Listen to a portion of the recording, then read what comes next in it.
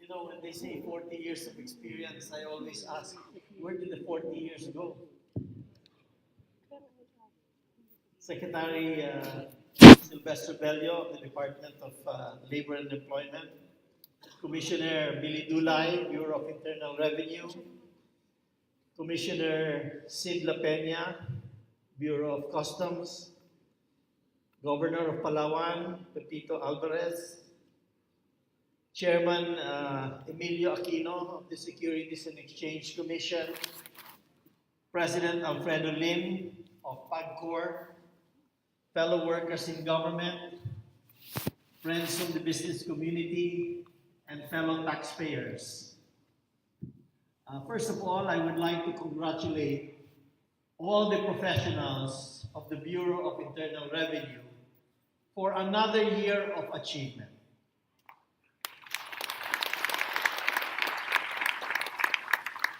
In the first semester of this year, BIR again exceeded targets with a goal attainment of 103.22%.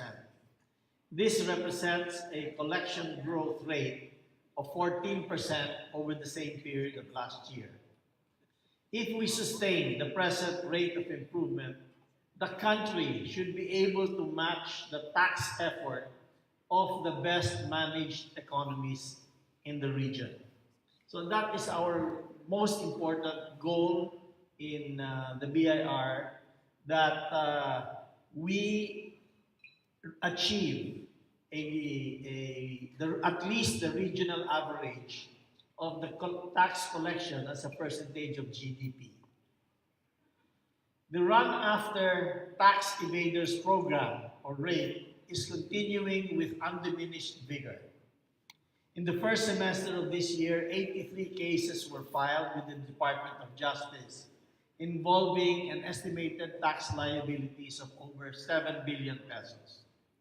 The importance of Operation Candado is not to be underestimated. It is important to sustain the campaign to encourage small businesses to register with the BIR, issue receipts, and properly document their operations. One of their most successful operations was locking up a very, very popular Chinese restaurant in Davao, which after 3 days, I think they opened up again. So congratulations on that. This will help us close the VAT gap and build a culture of taxpayer compliance. In the first semester, this campaign enabled the Bureau to collect 371 million pesos in additional revenues. So congratulations again. I am happy to see that the BIR is well on its way to meeting the goals of the Ease of Doing Business Act by simplifying existing procedures and speeding up taxpayer registration. The use of new digital technologies will go a long way in improving our delivery of services as well as broadening the tax base. These powerful new technologies will both enhance tax compliance and raise integrity standards in this vital agency.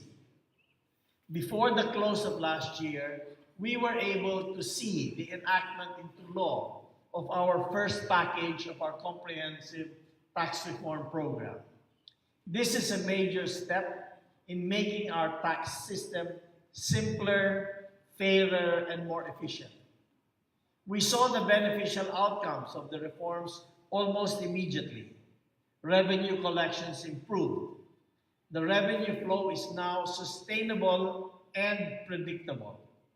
This creates the fiscal space and financial confidence for this government to push towards an ambitious infrastructure modernization program and expanded investments in human capital such as education and healthcare. During the first half of this year, we experienced a slightly elevated inflation rate.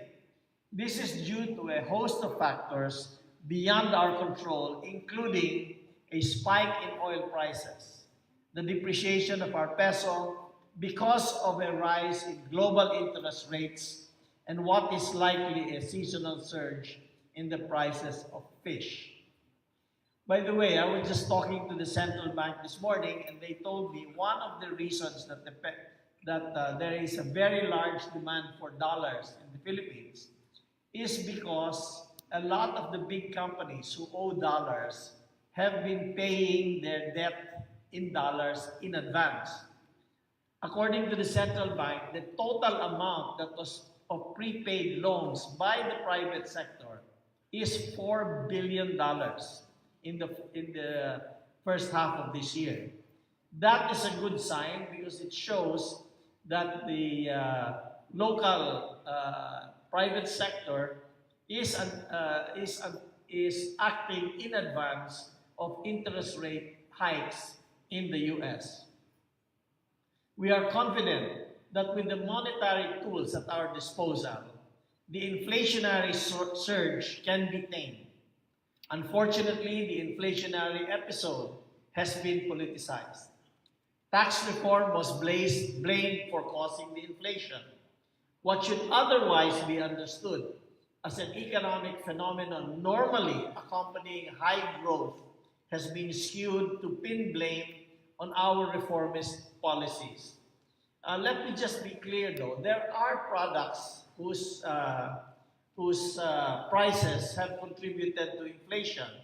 And that is number one, cigarettes, and the other one is sugary drinks. But we want those products to be more expensive so that the young people are not able to buy cigarettes so easily and fall into the habit of smoking. And also, the sugary drinks tax is to discourage people from drinking too much